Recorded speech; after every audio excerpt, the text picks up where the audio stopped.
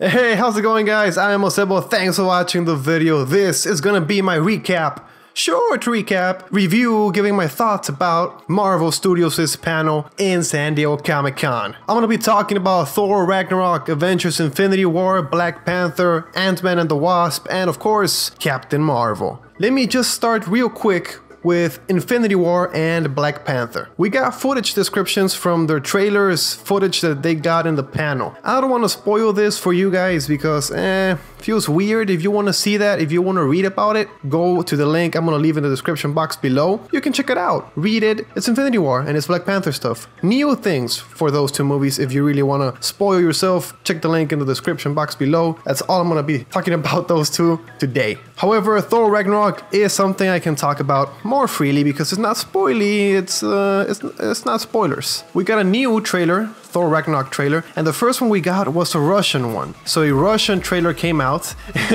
everyone was like, what the fuck is this? The Russian? This is Russian? Why did it come out before the American one, man? The English one, that's weird. But hey, I saw the two. I saw the Russian one and the English one. Let me tell you, man, Thor Ragnarok is fucking bonkers. It's crazy, like no other MCU movie. So different, so cool, full of Kirby explosion, full of Jack Kirby stuff, man. However, the trailer itself, I'm not gonna be talking about it here. I want to do a separate video with like a breakdown, almost a shot by shot, and be talking about the things I see in it, like a review, kind of long, breaking it down, talking about Fenris, talking about the villain. If you haven't seen the trailer, the villain, come on, man, you probably watched the trailer already. Surtur!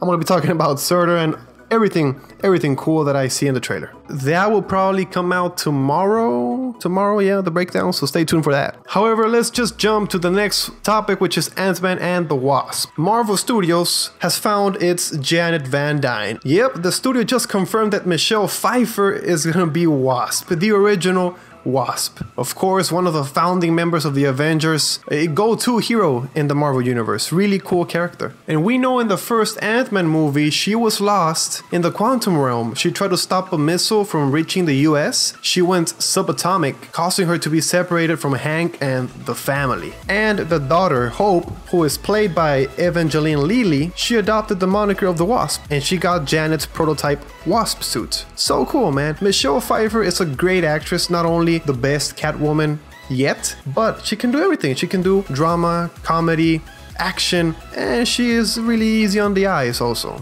Really cool casting. I am happy we got this one as the Wasp. And finally, let's move to the newest member and most powerful superhero in the Marvel Cinematic Universe. Those are Kevin Feige's actual words from him, Captain Marvel. We have awesome concept art straight out from San Diego Comic-Con. This is what Carol Danvers will look like when she suits up. Played, of course, by Brie Larson. She is modeled after the most recent comic book runs. She will be rocking the short haircut, and the costume will be a form-fitting one. We can see it's a classic blue, red, and gold coloring. We have the golden chest logo and the red belt that can be seen at her waist. However, this is not the only Captain Marvel news we got from San Diego. We also got confirmation that the movie will be set in the 1990s and bring back Sam Jackson as Nick Fury. Oh shit! But the biggest one was the announcement that the movie's villains will be the Skrulls. She will be fighting the Skrulls. How crazy is that, man? Okay, so let's talk about the time period. It's not gonna be set in present day, 1990s. So it will be a flashback movie or what? Sam Jackson will be there with two eyes. This also puts into context a comment that Nick Fury made way back in 2008's Iron Man. I don't know if you remember, but he said, "You think you're the only superhero in the world?" Fury asked Iron Man. "Mr. Stark, you've become part of a bigger universe.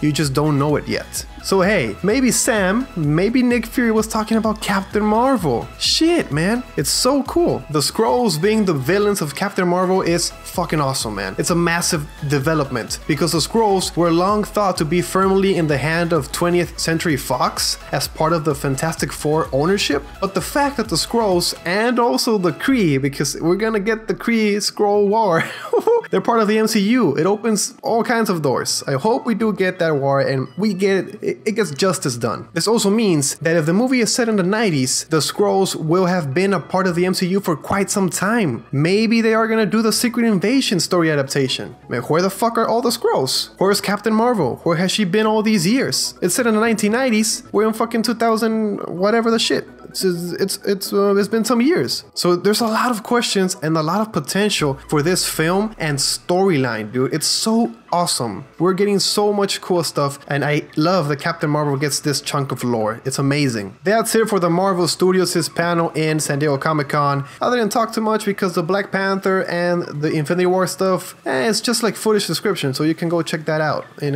the Googles, in the internets. I am your host, Memo Acevo. Thanks for watching the video. Like if you enjoyed. Tell me in the comments down below what got you the most excited out of this panel. What do you want to see the most? Subscribe to see more, and of course, I'll see you on the next one.